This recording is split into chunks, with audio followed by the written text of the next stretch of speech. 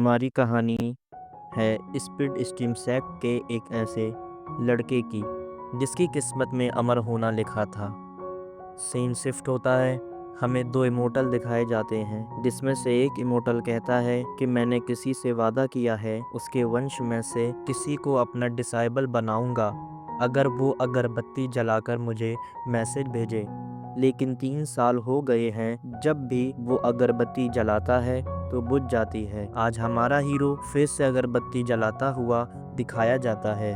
जब इमोर्टल को महसूस होता है तो वो गुस्से में आ जाता है और कहता है इस बार मैं उससे ज़रूर मिलूंगा जिसने मुझे 3 साल से परेशान करके रखा है। गांव में लोग प्रार्थना कर रहे होते हैं।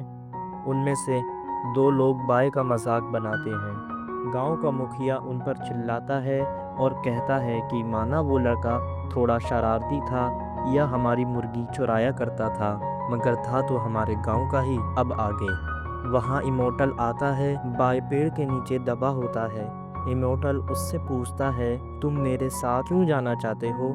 बाय देरी ना करते हुए अंकल ली कहता हुआ पहुंच जाता है और कहता है मेरे माता पिता नहीं हैं, मैं दूसरों के दिए खाने कपड़ों पर गुजारा करता हूँ। तो जैसा कि बाय इमोर्टल को अंकल ली कहता है तो हम भी इसे ली कहेंगे। अंकल ली कहता है मैंने नहीं सोचा था इतना छोटा लड़का इतना नेक और वफादार होगा। बाय कहता है अंकल ली मुझे लंबी जिंदगी जीनी है। अंकल ली कहता है ठीक है, मैं तुम्हें अपने साथ ले जाऊंगा। तो बाय एक बार मुझे गांव वालों से मिलना है। उधर गांव के लोग उसके जाने का जश्न मना रहे होते हैं। तभी बाय आवाज़ लगाता है और जाते हुए कहता है मैं तुमसे ज़रूर मिलने आऊँगा। गांव के लोग छुप जाते हैं। अब अंकल ली उसे फायर किचन में फेंक देते हैं। वहाँ उसकी मुलाकात किचन मास्टर ज़ैंग से होती है। तभी वहाँ एक बाओ नाम का लड़का आता है। वो बाय को देखकर समझता है कि वो यहाँ गलत तरीके से यानी रिश्वत देकर घुसा है। वो बाय पर गुस्सा होता है और कहता है मैंने 7 साल स्टोन जमा किए यहाँ आने के लिए और वो बाय पर हमला कर देता है। ज़ैंग अपनी वाटर पावर से बचाता है, मगर बाओ बाय के हाथ पर मौत की लड़ाई का निशान दे देता है और कहता है जब वक्त आएगा या तो तुम मरोगे या मैं मरूंगा, और वहाँ से भाग जाता है। अब आगे ज़ैंग बाय को डिवाइन इंस्ट्रूमेंट देने के लिए लाया होता है। बाय खुश होकर बोलता है सीनियर ब्रदर क्या ये ख़जाना है। जब उस पे से कपड़ा हटता है तो उसके नीचे किचन की कढ़ाइयाँ होती हैं।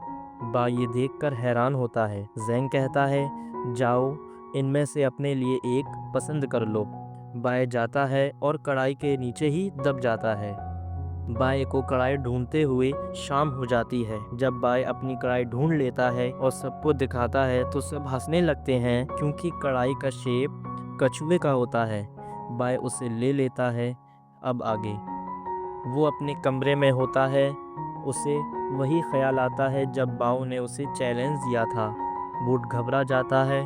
फिर वो सोचता है ब्रदर ज़ैंग ने मुझसे कहा था कि ची कंडेंसेशन के 10 लेवल हैं। जितना ऊंचा तुम्हारा कल्टीवेशन लेवल होगा उतनी ज़्यादा तुम तकनीक मास्टर कर पाओगे। ची कंडेंसेशन के बाद अगला रेलम फाउंडेशन एस्टेब्लिशमेंट है। इसे हासिल करने के लिए जब सभी कंडीशन अनुकूल हों और अनेक मुश्किलें पार की जाएं, तब एक चांस होगा फाउंडेशन रियलम में कदम रखने का। बाय कहता है अगर मैं नहीं सीख पाया तो क्या मुझे निकाल दिया जाएगा। ज़ैंग कहता है चिंता मत करो, बाहर का डिसाइबल सिर्फ 3 लेवल ही सीख पाता है। अगर तुम लेवल 4 सीखना चाहते हो तो तुम्हें आउटर सेट का डिसाइबल बनना होगा। अब आगे जब बाय कल्टीवेशन करता है तो उसे पहला लेवल ही बहुत मुश्किल लगता है। वो थककर सोने के लिए जाता है तो उसे बाहर से आवाज़ आती है। वो सोचता है कहीं ये बाओ तो नहीं वो मुझे मारने आया हो। वो देखने जाता है तो किचन में ज़ैंग और बाकी लोग होते हैं। वो झांक कर देखता है तो ज़ैंग उसे अंदर खींच लेता है। ज़ैंग कहता है जब तुमने हमें देख लिया है तो हम तुम्हें जाने नहीं देंगे। ओके गाइस, तो मिलते हैं अगले एपिसोड में। सायोनारा।